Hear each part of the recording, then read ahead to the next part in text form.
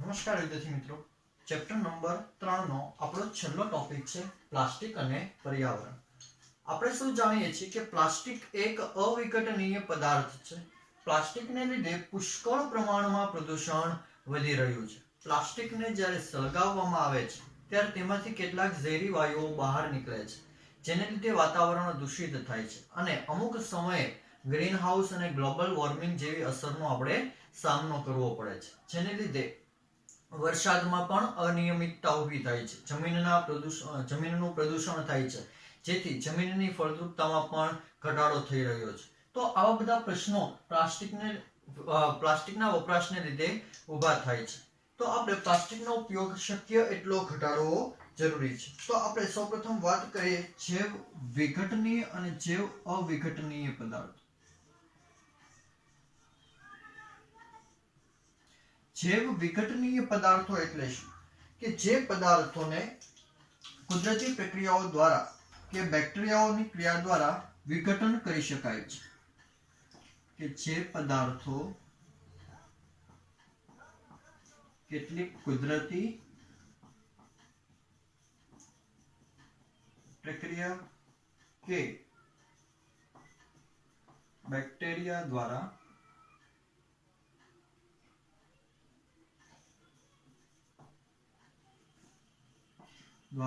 વિઘટન પામે છે તેને જૈવ વિઘટનીય પદાર્થો કહે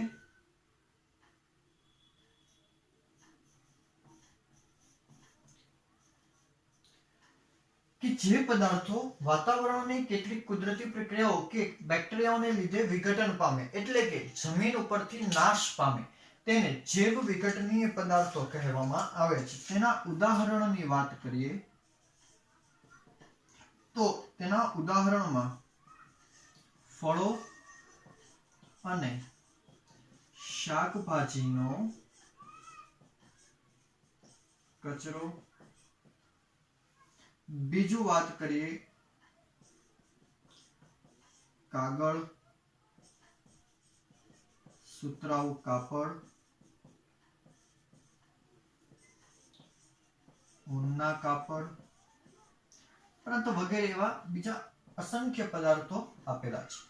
આ પદાર્થો માટેના વિઘટન માટે લાગતો સમયગાળો આપણી પાઠ્યપુસ્તકની અંદર કોષ્ટક 3.3 માં આપેલા છે કે ફળો અને શાકભાજીનો આપણે કોઈ પણ કચરામાં થ્રો કરીએ છીએ ત્યારે તે લગભગ 1 થી 2 અઠવાડિયામાં વિઘટન પામે છે. એટલે કે 1 થી 2 અઠવાડિયા સુધી તે જમીન ઉપર આમનામ પડ્યો રહેશે અને પછી તે ત્યાંથી વિઘટન પામશે.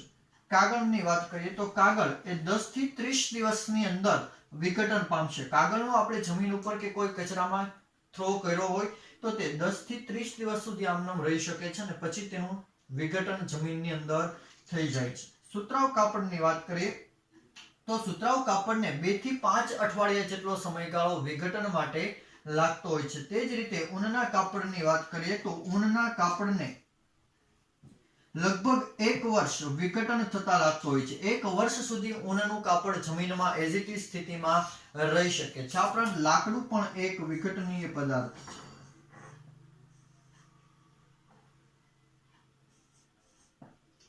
લાકડા માટે થતો વિઘટનનો વર્ષગાળો 10 થી 15 વર્ષ સુધીનો હોય છે. કે કોઈ પણ લાકડું જ્યારે જમીનમાં દટાયું હોય છે તો 10 થી 15 વર્ષ સુધી તે લાકડું તેને તે જ સ્થિતિમાં રહે છે અને ધીમે ધીમે બેક્ટેરિયા કે જમીનમાં રહેલ કેટલાક સૂક્ષ્મજીવો દ્વારા લાકડાનું વિઘટન 10 થી 15 વર્ષ સુધીમાં થઈ જાય છે. તો જે પદાર્થો કેટલીક કુદરતી કે બેક્ટેરિયા દ્વારા પદાર્થો વિઘટન પામે છે એટલે કે જમીનમાં ભળી જાય છે તેવા પદાર્થોને જૈવ વિઘટનીય પદાર્થો કીધા. તેના ઉદાહરણમાં ફળો અને શાકભાજીનો કચરો છે, કાગળ છે, સુતરાઉ કાપડ, ઊનના કાપડ, લાકડું આ તેના ઉદાહરણ છે. હવે આપણે જોઈએ જૈવ અવિઘટનીય પદાર્થો.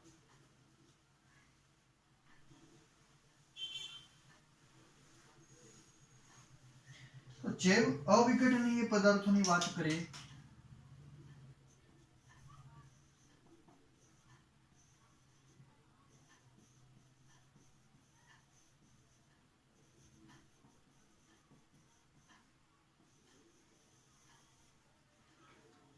तो जे पदार्थों કેટલીક કુદરતી પ્રક્રિયાઓ કે બેક્ટેરિયાઓ દ્વારા વિઘટન પામતા નથી,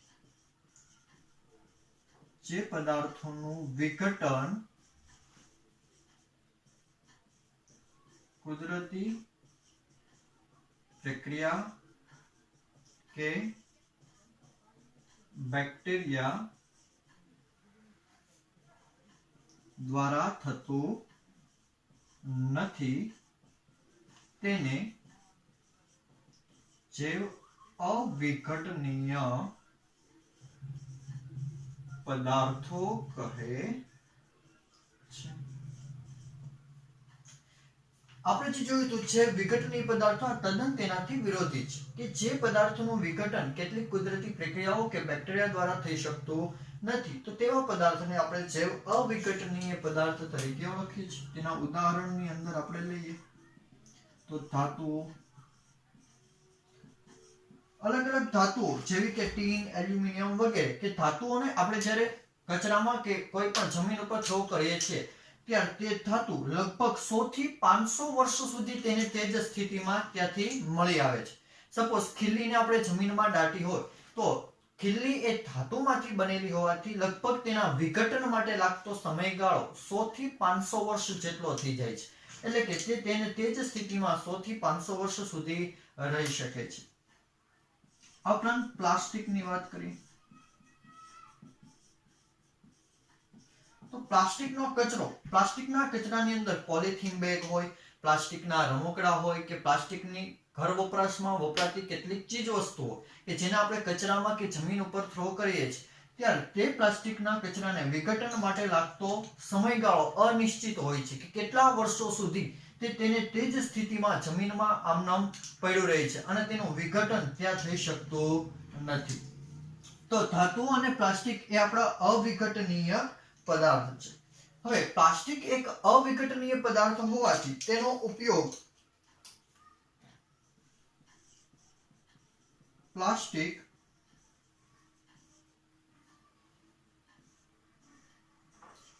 અવિઘટનીય પદાર્થ હોવાથી શક્ય તેટલો પ્લાસ્ટિકનો ઉપયોગ ટાળવો જોઈએ અને ચીજ વસ્તુ ખરીદવા જઈએ ત્યારે શણ કે ઊનના કાપડની બનેલી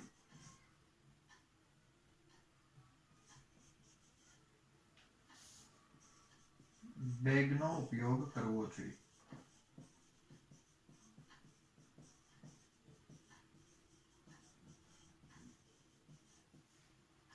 પ્લાસ્ટિક એક અવિઘટનીય પદાર્થ છે માટે શક્ય એટલો આપણે તેનો ઉપયોગ ટાળવો જોઈએ, કારણ કે જો આપણે તેનો ઉપયોગ નહીં ટાળીએ તો ભવિષ્યમાં આપણે પર્યાવરણનું પ્રદૂષણ એટલી હદે વધારી દઈશું કે જેને આપણે કંટ્રોલમાં કરી શકશું નહીં અને જેને લીધે ગ્રીન હાઉસ અને ગ્લોબલ વોર્મિંગ જેવી પરિસ્થિતિઓનો આપણે સામનો કરવો પડશે. તો માટે કોઈ ખરીદી કરવા જઈએ, ચીજ વસ્તુઓ ખરીદવા જઈએ તો શક્ય ત્યાં સુધી આપણે કાપડમાંથી બનેલી બેગનો ઉપયોગ કરવો જોઈએ જેને આપણે થેલી તરીકે ઓળખીએ છીએ.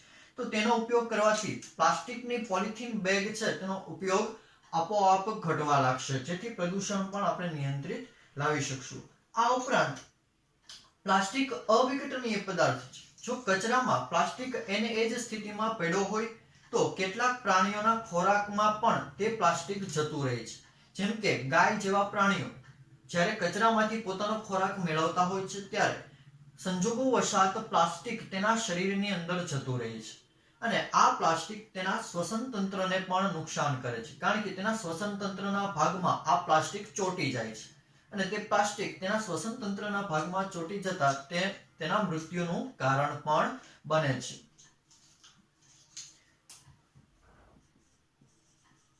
પ્લાસ્ટિક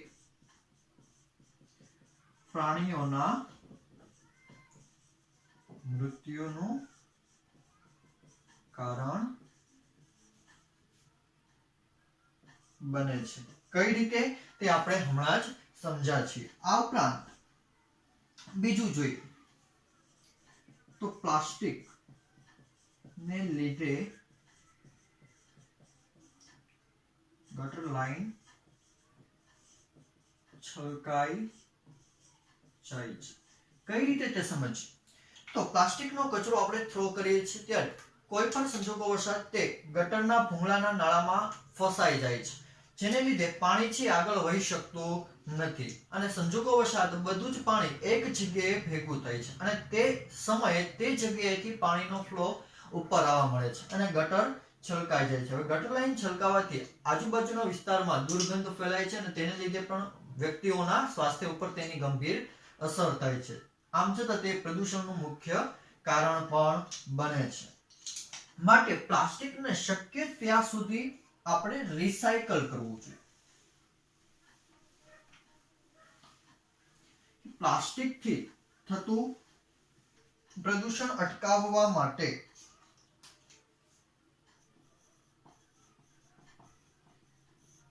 પ્લાસ્ટિકથી થતું પ્રદૂષણ અટકાવવા માટે 4R સિદ્ધાંતનો ઉપયોગ કરવો જોઈએ. અત્યારે આપણે જોઈએ તો પ્લાસ્ટિકથી પુષ્કળ પ્રમાણમાં પ્રદૂષણ વધી રહ્યું છે. તો તે પ્રદૂષણ અટકાવવા માટે આપણે 4R સિદ્ધાંતનું પાલન કરવું જોઈએ. 4R નો મતલબ શું થાય છે? તો એક R એટલે આપણે લઈએ છીએ રેડ્યુસ. રેડ્યુસ નો મતલબ થાય છે શક્ય એટલો ઉપયોગ ઘટાડવો જોઈએ. હમણાં જ આપણે વાત કરી હતી કે આપણે કોઈ ચીજ વસ્તુ બજારમાં જ્યારે ખરીદવા જઈએ છીએ ત્યારે શક્ય ત્યાં સુધી આપણે કાપડની બેગ સાથે લઈને જવું જોઈએ, જેથી આપણે જેની આગળથી વસ્તુ ખરીદીશું તેની આગળથી આપણે પ્લાસ્ટિકની બેગ ખરીદવાની જરૂર પડશે નહીં. અમુક મોલમાં તે લોકો પ્લાસ્ટિકની બેગ ન ખરીદે તે માટે પ્લાસ્ટિકની બેગ ઉપર ચાર્જ લગાવે છે કે ₹1 કે ₹2 સપોઝ ચાર્જ લગાવે છે, જેથી વ્યક્તિઓ પોતે બેગ ન ખરીદે, છતાં પણ લોકો તે બેગ ખરીદતા હોય છે, જેથી પ્રદૂષણ વધી રહ્યું છે. બીજા R ની વાત કરીએ તો બીજા R ની વાત કરીએ જે છે રીયુઝ. રીયુઝ એટલે તો કે એકવાર ઉપયોગ કર્યા પછી સતત તેનો આપણે ઉપયોગ કરતા રહેવો જોઈએ જ્યાં સુધી શક્ય હોય ત્યાં સુધી.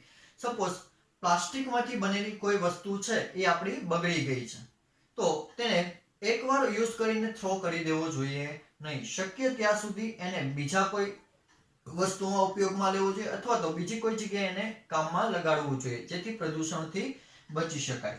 સપોઝ આપણી પાસે કોઈ ઇલેક્ટ્રિક એવા પ્લાસ્ટિકમાંથી બનેલા યંત્રો છે, તો એ યંત્રો એકવાર ખરાબ થઈ જાય તો એનો થ્રો કરી દેવો જોઈએ નહીં. તેને રિપેર કરાવી ફરીવાર યુઝમાં લેવું જોઈએ. આ ઉપરાંત શક્ય હોય તો તેને ઇલેક્ટ્રિક વાળાને વેચી દેવું જોઈએ, જેથી તે તેનું રિસાયકલ કરી અન્ય કોઈ લોકોને વેચી શકે. તેની પછી ત્રીજા R ની વાત કરીએ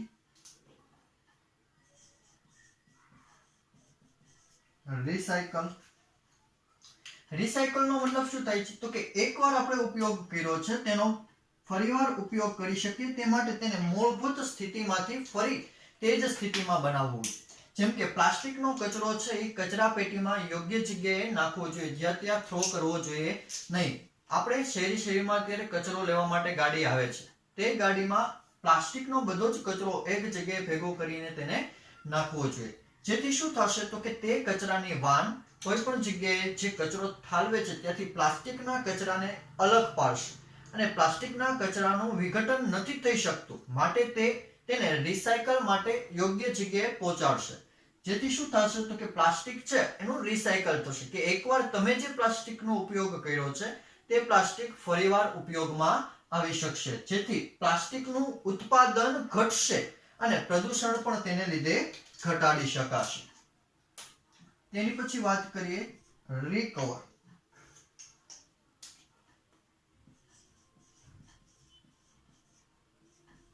રિકવર નો મતલબ થાય છે પાછું મેળવવું, કે એકવાર તમે જે યુઝ કર્યો છે તે શક્ય હોય ત્યાં સુધી થ્રો કરવું જોઈએ નહીં. આપણે તેની વાત કરી તેની જેમ કે આપણે કોઈ ઇલેક્ટ્રિક વસ્તુ કે જે પ્લાસ્ટિકમાંથી બનેલી છે તે વસ્તુને આપણે એકવાર યુઝ કરીને થ્રો કરવી જોઈએ નહીં. કાં તો આપણે એને રિપેર કરાવી રીયુઝ કરવું જોઈએ અને કાં તો પછી એને કોઈ યોગ્ય જગ્યાએ વેચી દેવી જોઈએ. તમે કોઈ યોગ્ય જગ્યાએ એને વેચી દેશો તો સપોઝ આપણે ઇલેક્ટ્રિકની કોઈ વસ્તુ કે જે પ્લાસ્ટિકમાંથી બનેલી છે તે આપણે ખરાબ થવાથી ઇલેક્ટ્રિકની દુકાને જઈને વેચી દઈશું. તો ઈ ઇલેક્ટ્રિક વાળો કોઈ વ્યક્તિ તેને રિપેર કરશે અને તે કોઈ જરૂરિયાતમંદ વ્યક્તિને તે વેચી દેશે. જેનાથી ફાયદો શું થશે તો કે આપણે જે પ્લાસ્ટિકની વસ્તુનો ઉપયોગ કર્યો તેનો થ્રો પણ ન થયો અને જેને જરૂરિયાત છે તે વ્યક્તિ ફરીવાર તેને પાછું મેળવી શકશે. માટે તે થયું રિકવર કે એકવાર યુઝ કર્યા પછી એનો થ્રો કરવો જોઈએ નહીં. શક્ય હોય ત્યાં સુધી એનો વારંવાર ઉપયોગ કરતા રહેવો જોઈએ કે જે આપણે રિકવરની અંદર આવે છે. તો આ હતું 4R સિદ્ધાંત કે 4R સિદ્ધાંતનો ઉપયોગ કરવાથી આપણે પ્લાસ્ટિકથી થતા પર્યાવરણના પ્રદૂષણ ઉપર નિયંત્રિત કરી શકીએ છીએ.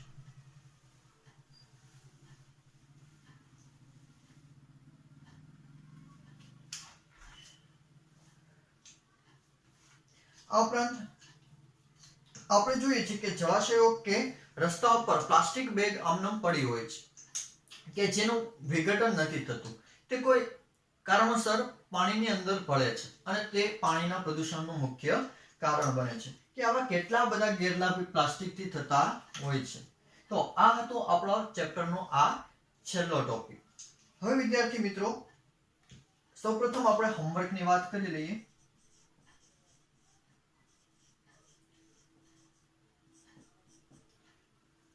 તો હોમવર્કમાં કોષ્ટક 3.3 અને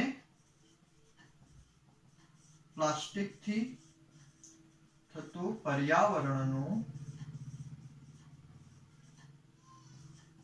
પ્રદૂષણ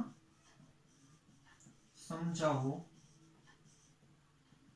એની પછી 4R સિદ્ધાંત સમજાવો. તો આ 3 પ્રશ્નો આ વિડિયો લેક્ચરને અનુરૂપ આપણો હોમવર્ક છે. તો આ હતું આપણું ત્રીજું ચેપ્ટર સંશ્લેષિત રેસાઓ અને કેટલાક માનવ નિર્મિત પદાર્થો. ઉપરાંત સંશ્લેષિત રેસાઓ અને પ્લાસ્ટિક આપણું ચેપ્ટર નંબર 3 હતું. હવે આપણે નેક્સ્ટ વિડિયો લેક્ચરમાં બીજું ચેપ્ટર છે તેનું રિવિઝન કરશું. કારણ કે બીજું ચેપ્ટર છે આપણે બુકમાંથી ભણ્યા છે એટલે કે બુક મુજબ ભણ્યા છે. તમે વિડિયો થ્રુ નથી ભણ્યા. તો હવે પછીનું વિડિયો લેક્ચરમાં આપણે ચેપ્ટર નંબર 2 નો 2 વિશે અભ્યાસ કરીશું કે જે આપણે બોર્ડ વર્કથી આપણે ભણીશું. આપણે છેલ્લે ચેપ્ટર નંબર 2 એ આપણું પહેલું ચેપ્ટર છે. પહેલા વિડિયો લેક્ચરનું પહેલું ચેપ્ટર એ હતું તે એકવાર રિવિઝનમાં લેશું કે જેથી તમને જો એ ભૂલાઈ ગયું હોય તો ફરી પાછું તમે રિપીટ કરી શકો અને તમને ફરીવાર પાછું તે વ્યવસ્થિત આવડી જાય. તે માટે આપણે નેક્સ્ટ વિડિયો લેક્ચરમાં બીજું ચેપ્ટર ભણીશું. આભાર.